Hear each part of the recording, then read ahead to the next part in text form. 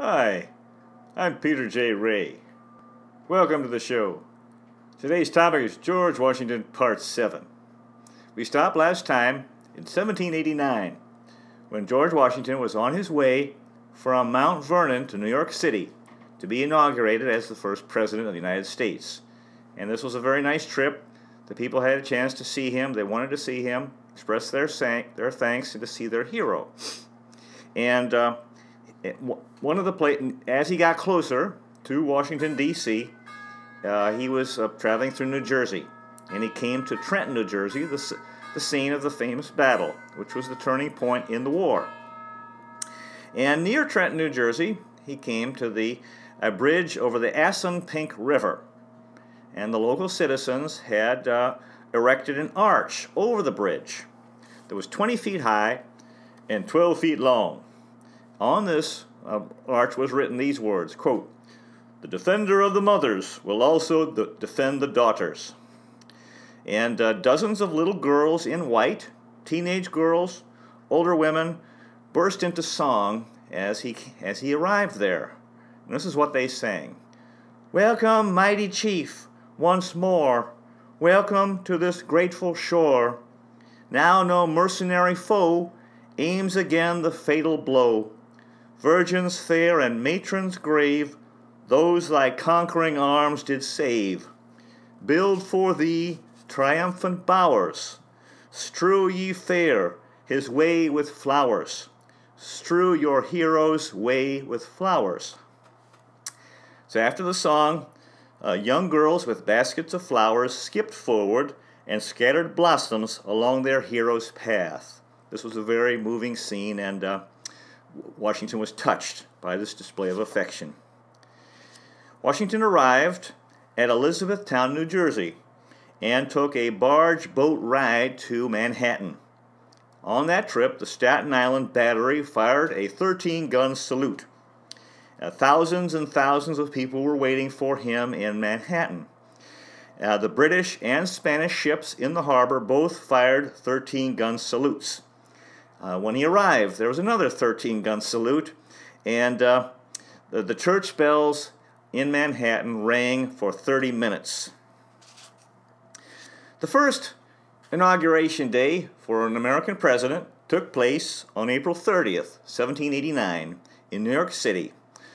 George Washington rode to Federal Hall, where the ceremony took place, in a canary yellow carriage pulled by 6 white horses. The Gazette of the United States reported, quote, "Many persons in the crowd were heard to say they should now die contented, nothing being wanted to complete their happiness but the sight of the Savior of his country." All work stopped in New York during this time. So the inauguration was held at the Federal Hall portico. That was upstairs, like a balcony, and it was overlooking Wall Street and Broad Streets. There was a huge crowd on hand to watch George Washington take the oath of office. For his inauguration, Washington had his hair powdered. He wore a dress sword.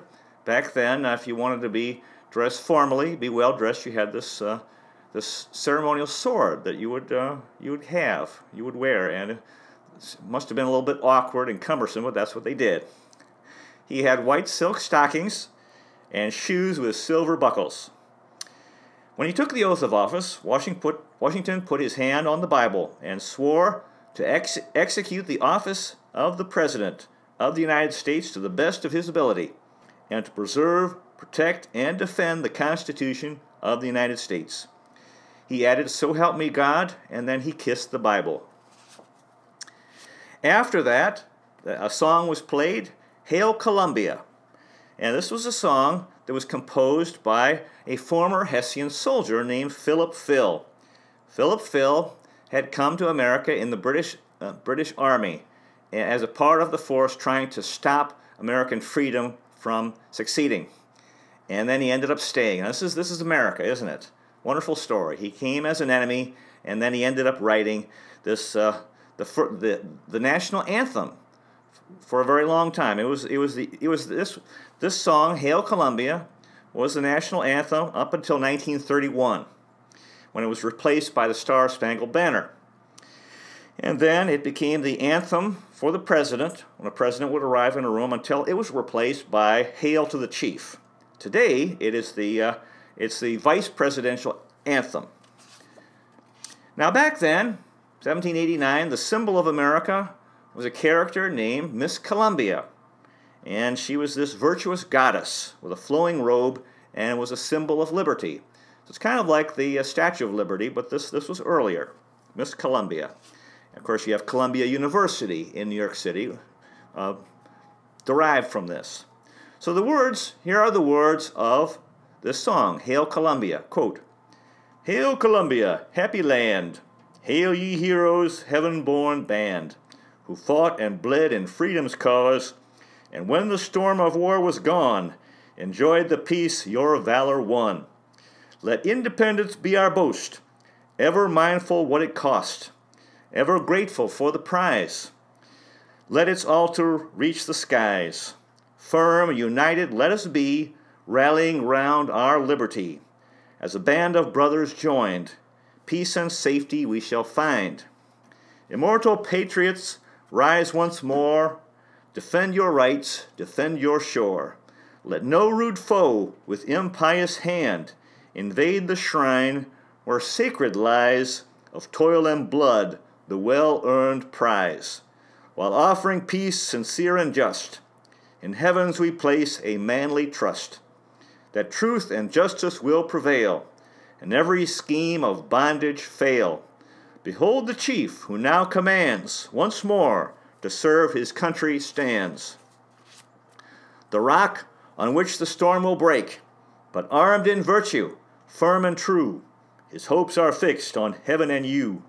When hope was sinking in dismay, when gloom obscured Columbia's day, his steady mind, from dangers free, resolved on death or liberty. Sound, sound the trump of fame. Let Washington's great name ring through the world with loud applause. Let every clime to freedom dear listen with a joyful ear. With equal skill, with godlike power, he governs in the fearful hour of horrid war, or guides with ease the happier time of honest ease. Now, after they played that song, the crowd shouted, "Long live George Washington! Long live George Washington! God bless our president!" So then President Washington proceeded to give his inaugural address. And he said this, quote, "There is no truth more thoroughly established than that there exists in the economy and course of nature an indissoluble union between virtue and happiness, between duty and advantage, between the genuine maxims of an honest and magnanimous policy and the solid rewards of public prosperity and felicity. We ought to be no less persuaded that the propitious smiles of heaven can never be expected on a nation that disregards the eternal rules of order and right which heaven itself has ordained." I thought that a very good point there was he's connecting virtue and happiness. If we want to be happy, we need to be good people. Washington continued, quote, "No people can be bound to acknowledge and adore the invisible hand which conducts the affairs of men more than the people of the United States. Every step by which they have advanced to the character of an independent nation seems to have been distinguished by some token of providential agency." Again, he's talking about the help that God had provided our country. Now, the Bible that was used at his inauguration came to be called the Washington Bible. It was also used at the inaugurations of Warren Harding, Dwight Eisenhower, Jimmy Carter, and George H.W. Bush. Now, in his inauguration, Washington's, the Bible was open, and he had his hand on the open Bible, unlike today, where it's closed. And it was open to a very specific page and verse, Genesis 49:13 to 50, verse 8. And this was the death of Jacob. Now, this story, Joseph had been sold. The man who had the coat He was the youngest of 10 brothers, and he had been sold into slavery because they were jealous of him. And he became a slave in Egypt. And in Egypt, because he was a good person, he eventually became very powerful. And he was the Pharaoh's right-hand man. And he interpreted the Pharaoh's dreams, that there was going to be a famine. And so the Egyptians saved a lot of food, prepared for the famine. When the famine came, people were coming to Egypt for food, because there was no food elsewhere. So his brothers, Joseph's brothers, came, and he recognized them, these brothers who had sold him into slavery. And he was very angry with them. But he fought this, since he was a good person, and he forgave them. He forgave them. And they were reconciled. Just like Jesus forgave those, he said, "Father, forgive them, for they know not what they do," when he was dying on the cross. And see, this powerful message of forgiveness. Now, in this case, Washington was talking about the Loyalists. We have to forgive each other. And this is a wonderful message for today. People hurt each other. We all hurt others, and we are hurt. And we need to forgive if we're going to avoid a terrible life of revenge and endless fighting. So the message is, let's work together and move forward and forgive each other. Wonderful. After the inauguration, Washington walked to St. Paul's Chapel on Broadway and attended a church service. The pew where he sat is still identified. His vice president, who was also elected, was John Adams. And Adams said this about George Washington, quote, "He seeks information from all quarters and judges more independently than any man I ever saw." That's wonderful. See how Washington would listen to people. He was open-minded, and he wanted to learn. Very, very important. John Adams continued, quote, "The part played by the hand of God in the choice of such a man to head the nation was so clear to be apparent to all." Now, Washington's cabinet was very small. The government was just getting started. There were only 5 cabinet members. Henry Knox was Secretary of War. Now, remember Henry Knox? Wonderful story. In life we need to learn, and we need to be creative in solving problems, and we need to have courage to share our ideas with the powers that be, who could implement good ideas, and we need to be open-minded. See, all these things happened when Henry Knox's idea and thinking was able to bring, and the action was able to bring the cannons from Fort Ticonderoga to liberate Boston. So that was a wonderful story that he learned and was creative and came to Washington, and Washington listened. So anyway, Henry Knox was Secretary of War, and Fort Knox, Kentucky, is named after him, where the U.S. Bullion Depository has 5,000 tons of gold. Knoxville, Tennessee is also named after him, where the World's Fair was held in 1982. Okay, Thomas Jefferson was Secretary of State. Alexander Hamilton, Secretary of the Treasury. And now Hamilton was another guy who really came from very humble origins. He was born in St. Croix in the Virgin Islands and became very successful in the United States. Very tragically, he was killed in a duel with Aaron Burr later. Edmund Randolph was Attorney General, and John Jay was the Chief Justice. James Madison was the leader of the House of Representatives. Okay.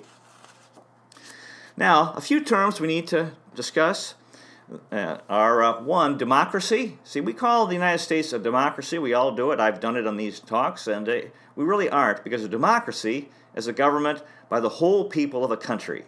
We have 300 million people, and we all can't be voting on different things.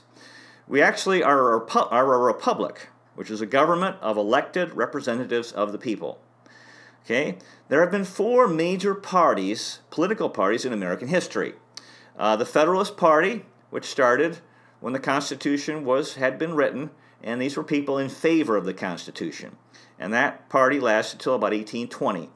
Then the Democratic Party of today is the oldest living strong party, and they were called the Republican parties when it was started, and it was started by Thomas Jefferson and his supporters. Then there was the Whig Party that came around 1830 and was opposed to Andrew Jackson.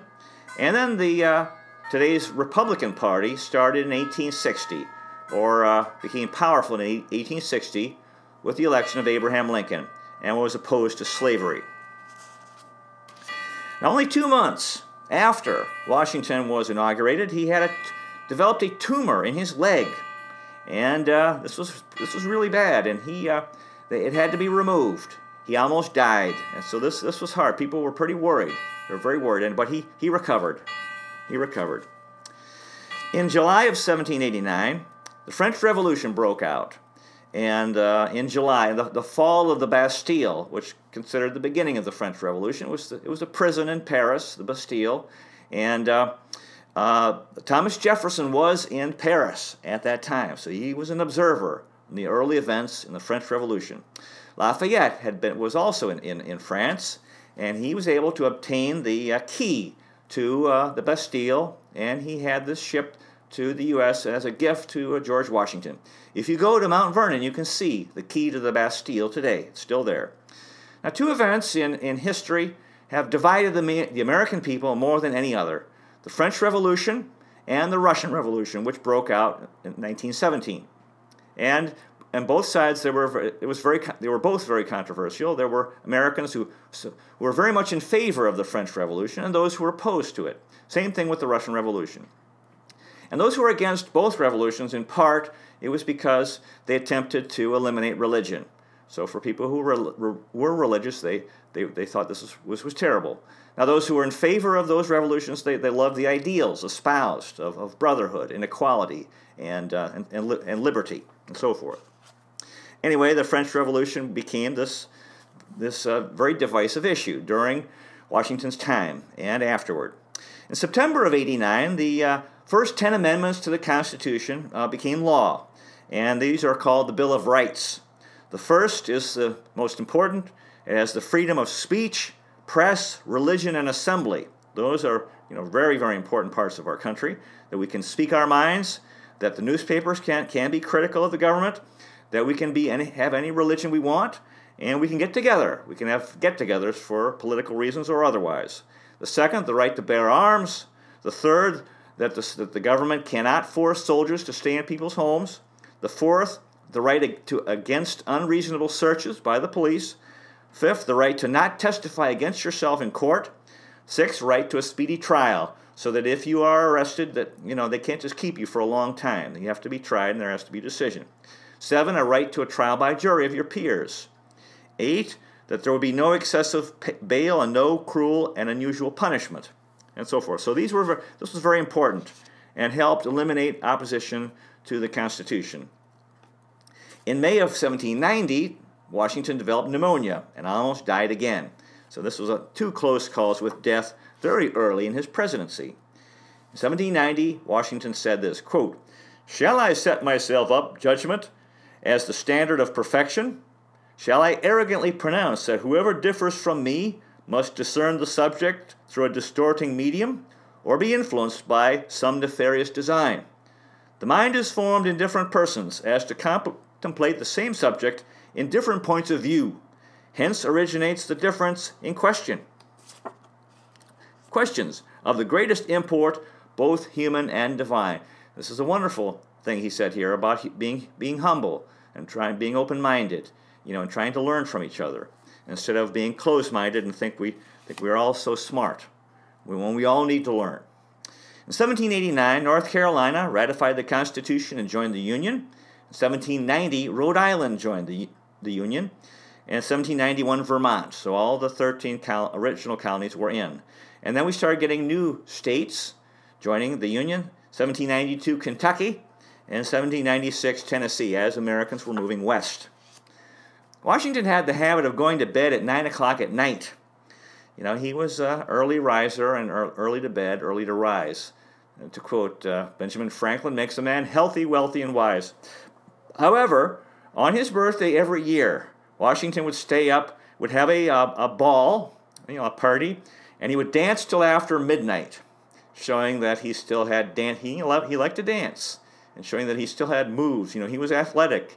He was a strong man. Up until the end of his life, he liked to dance till after. So once a year, he'd stay up late on his birthday, and have a nice party. In the fall of 1789, Washington, and in the spring of 1791, Washington visited all 13 states, because that was a good idea for the people to see him. And there were many toasts to him, who they called, quote, the man who unites all hearts. People were united in their love for George Washington. Now, the political issues that he had during his time in office, his 8 years, one was the national debt from the Revolution. A lot of money had been borrowed from France, from the Netherlands, and other sources, and that debt needed to be paid down. And the question was about where would the capital be? And so anyway, it was decided in a compromise that New York bankers would handle the national debt, and they would work on that. That would be their responsibility. And then the second is that Philadelphia would be the capital for 10 years. And third, that there would be a new capital after that built on the border of Virginia and Maryland. Now, so what this led to where we are today. New York City has tremendous financial power, and the political power is in Washington, D.C. In 1790, a large entourage of Creek Indian leaders arrived in New York City, led by Alexander McGillivray, and they had formal dinners with President Washington and signed a peace treaty with the U.S. government. The four things that Washington dealt with, four main things during his administration, was, one, he wanted to avoid war with Great Britain, and that was not easy because the British were abusive. They were doing things that were pretty bad, and he needed to pay down the debt. New capital had to be built, and the French Revolution was another problem. We had really problems with Great Britain and France, who were the two superpowers, and he wanted to avoid war with both countries, and both of them were really making trouble. After a year in New York City, the capital was transferred back to Philadelphia, so of Washington's 8 years in office, 1 year was spent in New York City, and the next 7 in Philadelphia. It was said that when his administration arrived, that there were hogs running loose and rooting in the gutters of Philadelphia, and supposedly they were part of the city's street cleaning efforts. 1792, Washington, on a Sunday, found himself in York, Pennsylvania. And he said this, quote, there being no Episcopal minister present in the place, I went to hear morning service performed in the Dutch Reformed Church, which being in that language, not a word of which I understood. I was in no danger of becoming a proselyte of its religion by the eloquence of its preacher. A little humor from George Washington. Now, as his first term came to an end, he very much wanted to go home.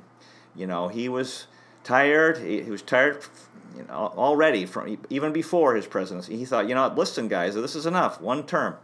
And Martha really wanted him to come home, but Jefferson and others came to see him and to ask him, to implore him to serve another term. And Jefferson told him, quote, North and South will hang together if they have you to hang on. See, there was growing conflict between North and South, and slavery was a growing point of contention.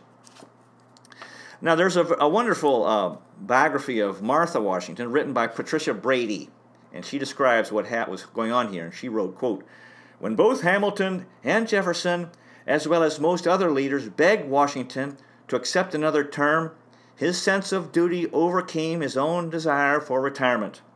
Martha was bitterly opposed to this decision and begged him to decline.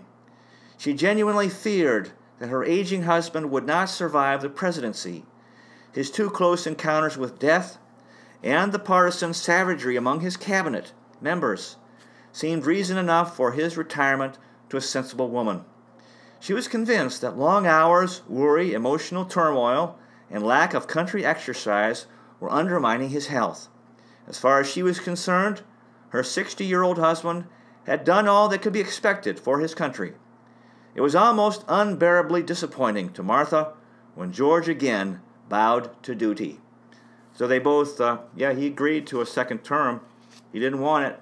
She didn't want it, but he thought, well, Washington always wanted to do the right thing, and that's the thing I love about him. We should be like that. Let's do the right thing.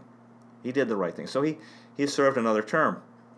In 1793, a yellow fever epidemic broke out in Philadelphia and killed 12% of the population. Now, in his the second term, he was reelected, and there was severe conflict between Alexander Hamilton and Thomas Jefferson.